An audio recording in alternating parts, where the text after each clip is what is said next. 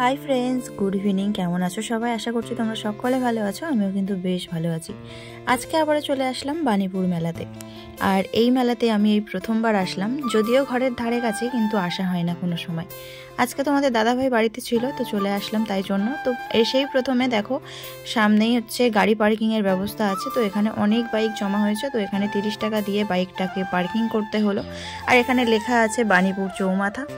তো ওইখানে বাইকটা পার্কিং করে এই যে আমরা হেঁটে হেঁটে চলছি মেলার উদ্দেশ্যে। আর আমি যেহেতু এই মেলাতে অনেক দিন কোনো দিনই আসিনি, ওই জন্যই কিছুই চিনি না। তো আজকে আমরা 3 জন এসছি, অয়নকে নিয়ে আসিনি। আর এখানে শুনেছি প্রচণ্ড লোকজন হয়। আর চলে এসছি আমরা মেলার পুরো একদম মূল মঞ্চে। তো এই দেখো এখানে কিন্তু সবটাই লেখা রয়েছে। আর এই যে সমস্ত আর্ট দেখছো, এগুলো সব হাতেই আর্ট করা আছে।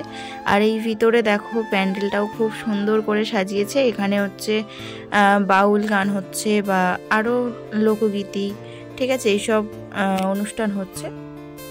এটাই হচ্ছে বাণীপুরের মূল মঞ্চ। এখানেই হচ্ছে ফাংশন হোক, যা কিছু হোক, এখানেই হয়।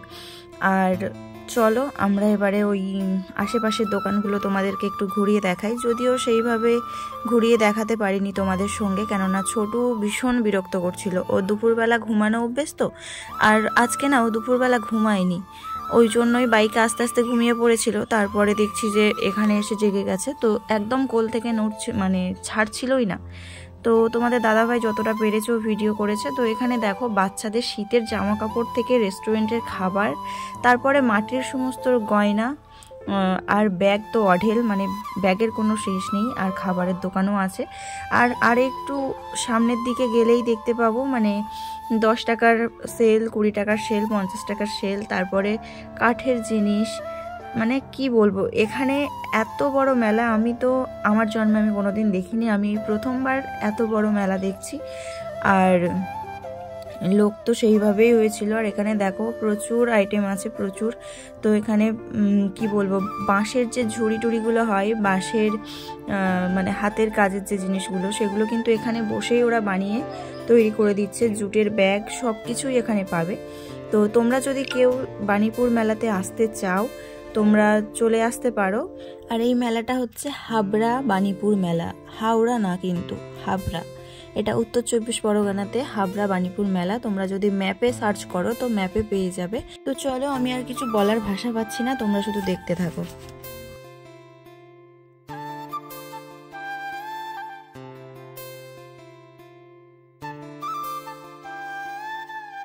আর ঘুরে ঘুরে খিদে পেয়ে গেছিলো, তো ওই মেলায় এসে একটু আমি পাপড়ি নিয়ে নিয়েছি, পাপড়ি চাট।